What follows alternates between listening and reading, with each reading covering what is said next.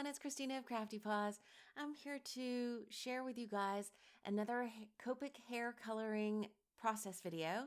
This is episode 6 in the series, and I'm coloring up another little cutie from the Greeting Farm. This is also from the Magical Kits stamp set.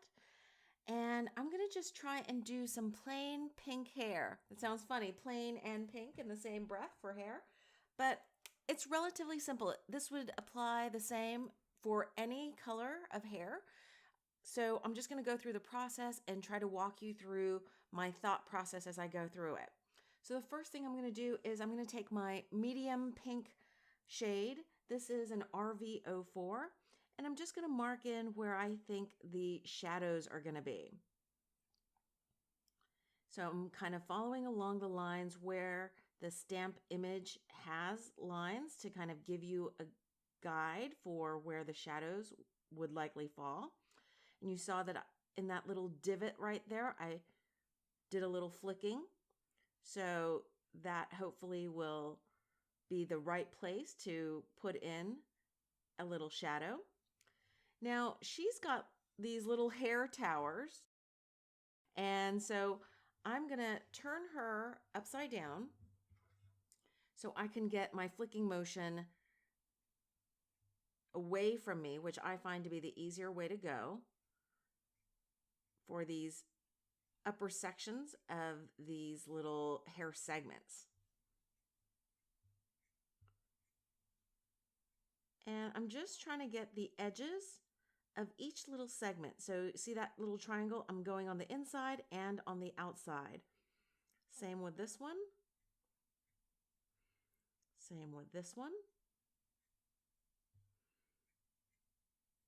And again, I'm starting with this mid-tone pink because this is where I want the shadows, and I'm starting with this mid-tone in case I kind of get it wrong. I know that the darker pink will be able to cover that up. And if not, this mid-tone will actually add to the color tone of each of these shadowed areas. Now this little section is a little more tricky, but you just take your time and do the same kind of flicking motion in each separate segment of hair. And this is kind of easy breezy coloring. You can't really make a mistake. I think the key to getting a look of real hair is to try and get these flicks so that, you know, they're not super thick or chunky, and get a nice wispy look to the coloring like hair strands would be. So that's the first layer of color. And now I'm going to go in with my darkest RV. This is an RV09. And I'm going to go in the same areas, deepening the tone.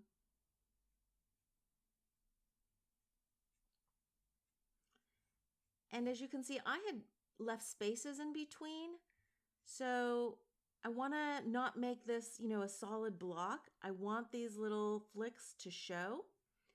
And that's, I think, the little key to making hair look more like hair and hair strands is to leave that space, that little bit of visual breathing room, let's say. And I think that ends up being like the nice highlighted areas.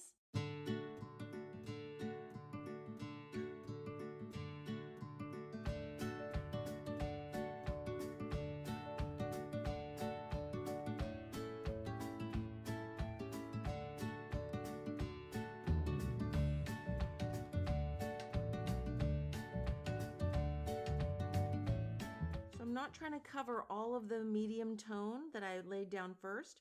I'm just trying to kind of complement it. Going over the same areas generally, but not covering every last bit of that medium tone.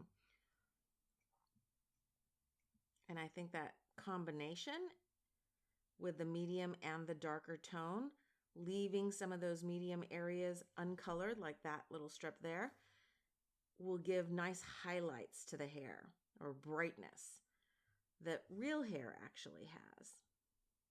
So I'm not trying to cover all of the medium tone that I laid down first. I'm just trying to kind of complement it. Going over the same areas generally, but not covering every last bit of that medium tone. And I think that combination with the medium and the darker tone, leaving some of those medium areas uncolored, like that little strip there, will give nice highlights to the hair, or brightness that real hair actually has. So that's 2 layers. Now I'm going to go in with the lightest pink, or maybe the second to the lightest, I'm not sure, and just try to do a little bit of blending.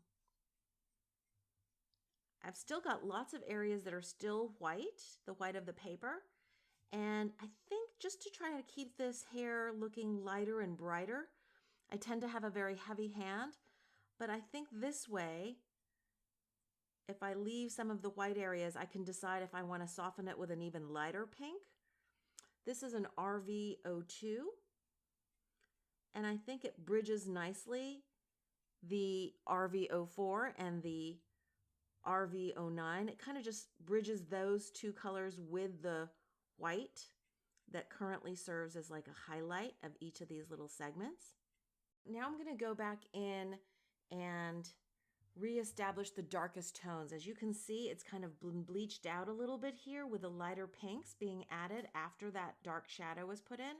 So I want to reestablish the dark, most saturated color on those little tips.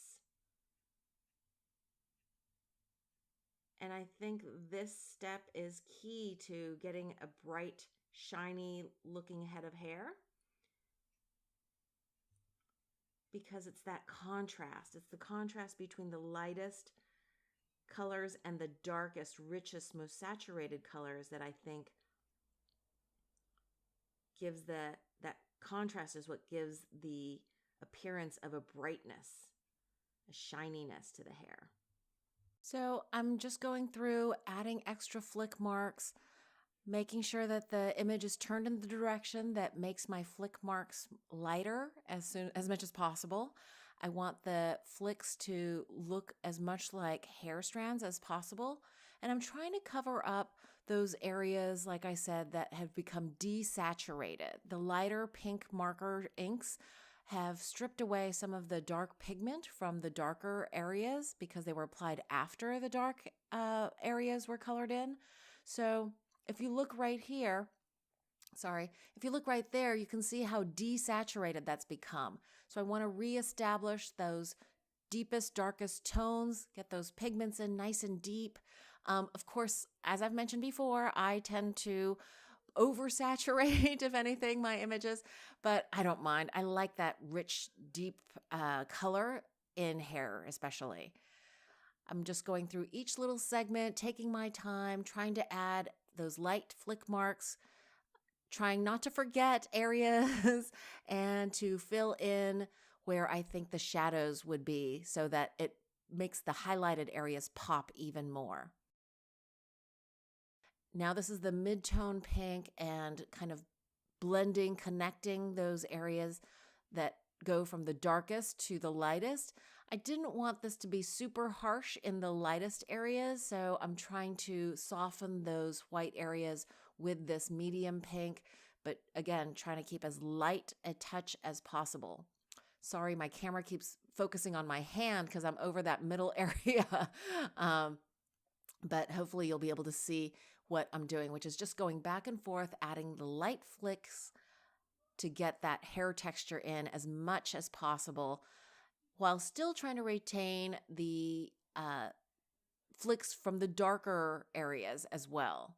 I want that full range of light to dark to get the most realistic look of a rounded head with curved hair.